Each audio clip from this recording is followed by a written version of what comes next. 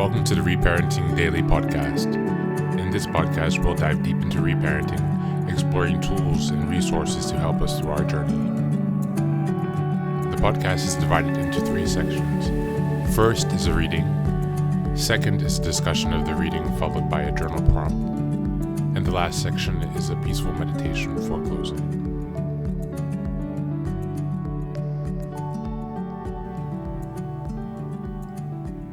Good morning, good evening, good afternoon, and good evening. Get that in the correct order, although I guess it doesn't really matter.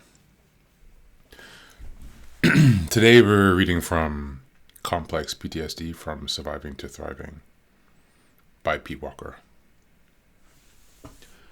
We're on chapter 14, the beginning.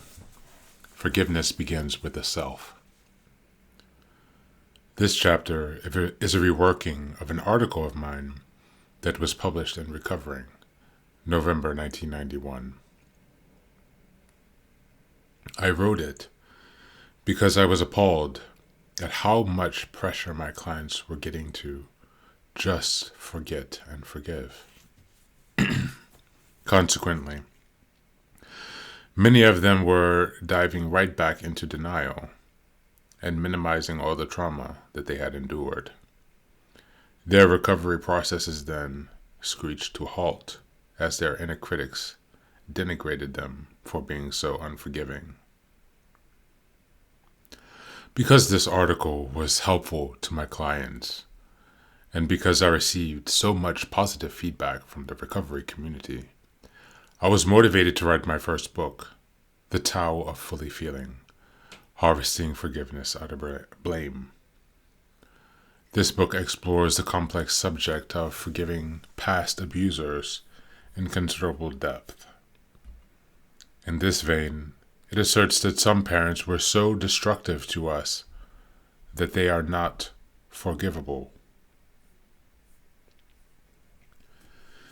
There's a lot of shaming, dangerous and inaccurate guidance put out about forgiveness in both recovery community and in many spiritual teachings. Many survivors of dysfunctional families have been injured by the simplistic black and white advice that they must embrace a position of being totally and permanently forgiving in order to recover.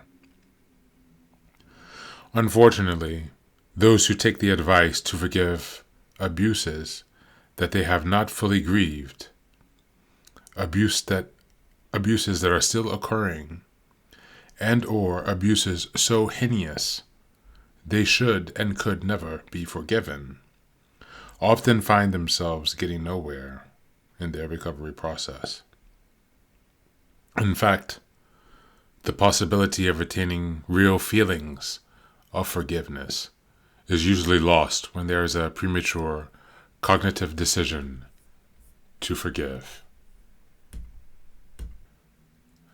This is because premature forgiveness mimics the defenses of denial and repression. It forces unprocessed feelings of anger and hurt about childhood trauma out of awareness. Real forgiveness is quite distinct from premature forgiveness. It is almost always a byproduct of effective grieving, and no amount of thought, intention, or belief can bring it into being without a great deal of emotional work. Conversely, belief systems that are not open to the possibility of forgiveness sometimes block our access to forgiving feelings, even when such feelings are present. It might be the healthiest cognitive position concerning forgiveness is an attitude that allows for the possibility of its occurrence on the other side of extensive grieving. This attitude works best if it includes the condition that feelings of forgiveness will not be forced or falsely invoked to cover up any unresolved feelings of hurt or anger. In this vein, it is crucial to understand that certain types of abusers and abuse are so extreme and damaging to the victim that forgiveness is simply not an option. Examples of this include sociopathy, conscientious cruelty, and many forms of scapegoating and parental incest. Thank you for being here today, and that's the reading.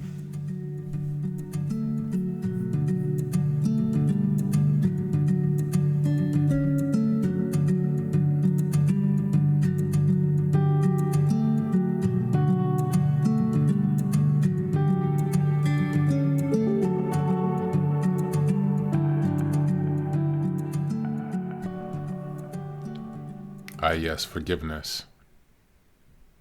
Forgiveness is very tricky. To be honest, I still feel so much guilt and pressure on myself from growing up in a Southern Baptist, extremely religious, extremely controlled, extremely honor thy mother and thy father, extremely God is always watching you, extremely gays are burning in hell, extremely insane indoctrination that makes no sense at all.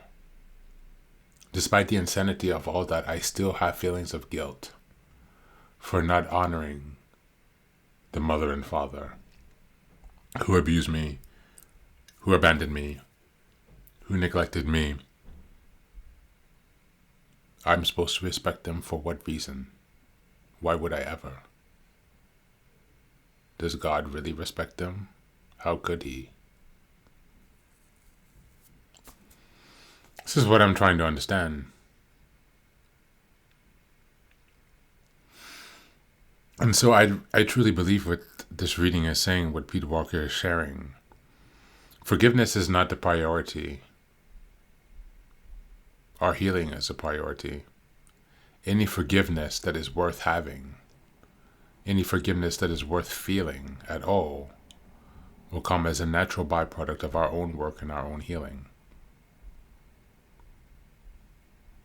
We cannot be forced to forgive. So today I'd like to encourage you to take some time to reflect on forgiveness. The next section is talking about forgiveness, begins with self, but just this initial opening section. How do you feel about your ability to forgive? Do you hold on to grudges, or do you let them go quite easily? How comfortable are you with standing up for yourself, despite the guilt that you might feel for, obligations to take care of your family, or obligations that they did the best they could? This is another one. Another fucking trap. They did the best they could. Fucking bullshit. Not always, but at least sometimes it is bullshit. So take some time to reflect, where is the bullshit at in your story around forgiveness? How can you tell yourself just a little bit more of the truth today? Thank you for being here, and be well.